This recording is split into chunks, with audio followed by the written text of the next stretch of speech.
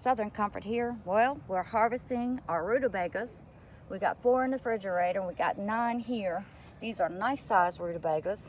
I did harvest a little one down there, trying to make room for the other plants. The garden is doing super well. The sun is just coming up. These are the sweet potatoes that I grew, sweet potato slips. Some of the squash came up, some of it didn't. And I've got one squash I want to trellis, and it's laying on the ground. I haven't got to it yet. And the bell peppers are doing wonderful. The Brussels sprouts, pink eye purple hulls, they're starting to take off. And the tomatoes, eggplant, and my okra is planted. So I grow those from seed and then I plant them individually, which is what I like to do. I can space them out. And they're doing super well now. They're starting to leaf out. Tomatoes are doing super wonderful. I have trimmed them. I cut some of the leaves out. I did notice some early blight because we're hot and humid here. It's going to be like 83 today. And if you can notice, if you can see, there's dew onto the tomatoes. So every morning you come out, it's it's got dew onto them, which I believe the plants love a little moisture. But then sometimes when we got rainy days or cloudy days, it can create disease. But we do have tomatoes on there. So I did go through there yesterday and trim out some of those leaves because I noticed there wasn't a good airflow. And that right there, I have learned, will create a problem into your tomato plants. So what I did is just like I got a leaf right there, so all that's crowded up, and I just take that leaf out because that leaf is not doing really any good. There's enough leaves to create that airflow. When the wind was blowing yesterday, and so when I was taking some of these leaves out, I could tell that the air was getting good in there. And so that's what you need. You want good airflow. I've noticed that when my tomato plants get overcrowded, it causes that early blight. What I'm saying is when those leaves get overcrowded, there's not enough airflow, and it always causes that early blight, always. So leaves, they got their function, but they also need to be maintained so that your plant can get good airflow. So these are the yellow wax beans. They're doing pretty good. And then we also got some broccoli and some cauliflower. I did notice a cauliflower has starting to head up. Ooh, it's big. So, and the garden peas are doing super wonderful. They're loaded down with garden peas. And I've been gradually going in there, just eating a few garden peas. And some of them are 7 feet tall. These are sugar snaps and little marbles, and some of my own seeds. The sugar snaps are about 7 feet tall. They're loaded down with blooms. And the little marbles down at that end, and some of my seeds, which will be little marbles, are smaller plants. They do produce a lot. These are the rutabagas I've been harvesting. And then you can see I've been throwing some of the leaves down. Some went to the chickens and some went into the compost. I like to throw stuff back into my garden because leaves will deteriorate really fast in our area, and they deteriorate really fast and let those nutrients go back into the soil. So as we could tell over here, these things are loaded down. So I've been munching onto them, standing out here, the ones that's starting to come off, and just stand out here in the garden and eat them. I just love doing that. On this side, these were planted about a week and a half early, so they're definitely loaded down. This is a side I've been eating on. The kale has been harvested. The white kohlrabi, some of it's ready to be harvested. I've never grown white kohlrabi. I've never grown rutabagas. I started last year growing some kale and some chard. And so they're coming out super great. It's always great to try new things. The potatoes down here, we've been harvesting some potatoes. I had mashed potatoes last night. It's nice to go up on there and get some potatoes. My granddaughter loves doing that. She loves harvesting. She don't like eating as much as she does harvesting. She just loves it. She's been doing it all her life. And so she loved going up in there. I think she would have dug up all of them if she could. But I said, we got to wait. So some of the plants are starting to die back, and that's good. Some at the very end down there, they are about a month later. The sun is just coming up, but the garden's doing super well. Have noticed in some areas, like on potatoes, those stink bugs are already starting to roam here. And so that's why you need to come out in your garden every single day and see what's going on to maintain those pests. If you can catch it early, then you can win the battle. But if you wait, then you're going to probably lose the battle. So I was amazed that they're already out.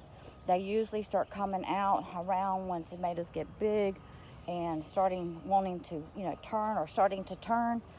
But here we're into May and they're out. They're into their season, wanting to make babies. So these potatoes right here are the ones that a subscriber gave me, so they're a month late. The other potatoes are starting to lay down. Some of these on this end are not laying down yet. But the garden peas are looking super, super great, loaded down with blooms. So our heat will take them out. We're going to be 83 today, and so right now that's not too bad, but when it starts kicking up higher, powdery mildew will get onto them. We'll get a couple harvests. It's a short window for us. As a matter of fact, I'm already seeing powdery mildew right there. Didn't notice it before, but that's how it works here. We got a short window. We get our garden peas, and then we have to take these plants out. And unfortunately, that's just like how it is because of the heat and humidity. We've been cloudy for the last couple of days.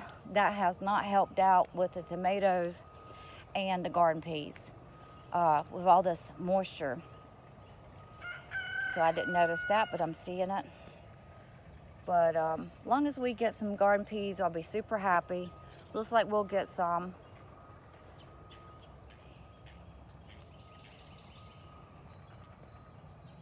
So you see the tomatoes are starting to come on. This is a variety of tomatoes, about 50 plants.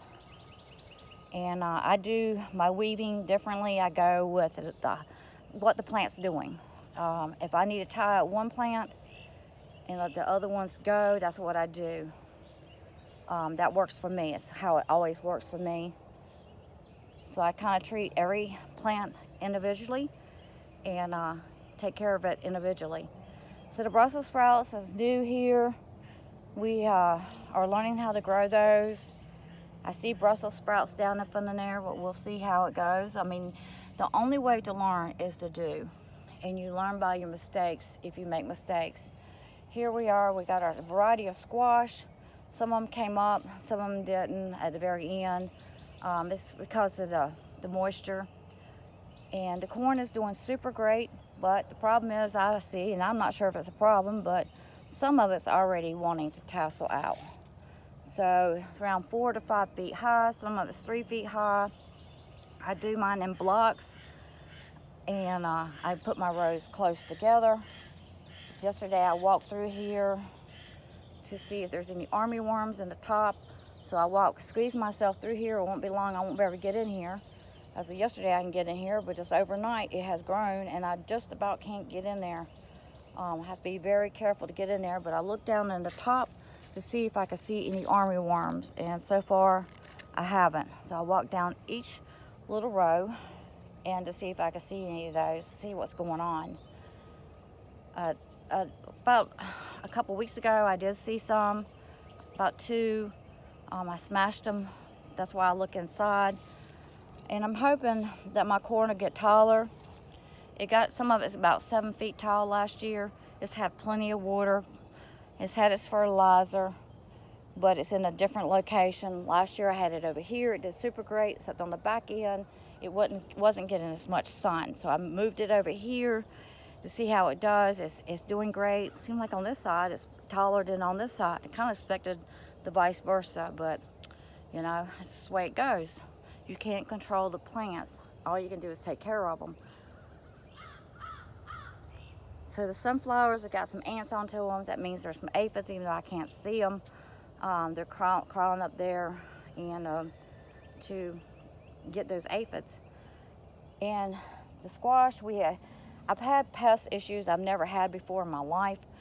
So here on this homestead, and squash bugs is one of them. So I'm watching that. I'm learning that. I'm watching that, and I'll see how it goes this year. I'm trying to stay on top of it. The cucumbers are growing. You see I have a lot of cucumber plants right there. That's because I want to pick my strongest plant. And I noticed they wasn't growing, so I got around here and shuffled around that dirt. If you let your dirt get compacted, then it hinders the plant. So I could tell a difference this morning. We're waiting for it to heat up. They will take off. And so that's another sunflower. The bell peppers are looking good. Got some blooms on them. Variety of bell peppers. Zucchini. This is a cream of the crop winter squash. Cream of the crop. I want to get trellis up. The sweet potatoes are doing super wonderful. These were grown by slips that I did a video on, how I, get slips and not buy slips. And then we got some butternut squash here. And then the pink-eye purple hulls. And then I did pick up a plant of a eggplant. I believe it's a Chinese eggplant. I usually grow all my plants, but I didn't get a chance to grow any eggplant. I hadn't planned on it, or the butternut squash. I actually took the seeds out, and I seen these plants. They were 3 for $10, and so I actually got 3 plants out of one little container. I said, well, okay, I can do that. So I did that. Last time I grew butternut squash, they were very productive. Very productive. More productive than I even realized they was going to be. But everything is looking great. We're just in here harvesting this morning and trying to get some of this good vegetables out of the garden. Once I get these rutabagas put up, and then